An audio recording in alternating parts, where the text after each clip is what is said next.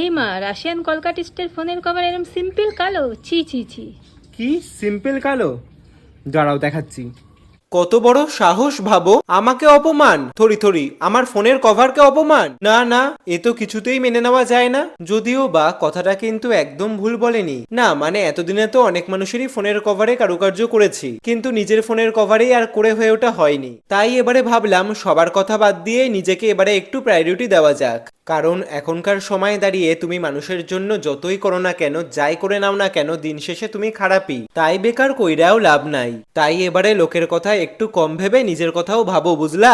যাকে যাক, যেহেতু আমার সব কালো রঙেরই জিনিস পছন্দ, সেই জন্য দেখো আমি আমার মোবাইলের কভারটাও কালো রঙেরই কিনেছি। তো দেখো, প্রথমে কালো রঙের ফেব্রিক কালার দিয়ে পুরো মোবাইলের কভারটাকে আমি কালো রং করে নিয়েছি। কালো রং ইজ অল টাইম ফেভারিট।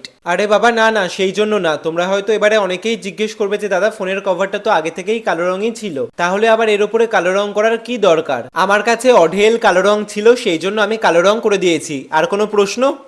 আরে বাবা, বললামই তো কালো রং আমার ফেভারিট। তো যাই হোক, তারপরে চন্দন কালার আর সাদা কালারের ফেব্রিক কালার দিয়ে সোনাই 000 ব্রাশ দিয়ে কলকা করে নিয়েছি। ও হ্যাঁ, বলে রাখি, আমাদের নেক্সট বেসিক টু অ্যাডভান্স 11 দিনের অফলাইনে কলকার মাস্টার ক্লাস শুরু হচ্ছে 4 অক্টোবর থেকে ব্যারাকপুরে। তো কেমন লাগছে আমার এই নতুন ফোনের কভারটা অবশ্যই কিন্তু কমেন্ট করে জানিও।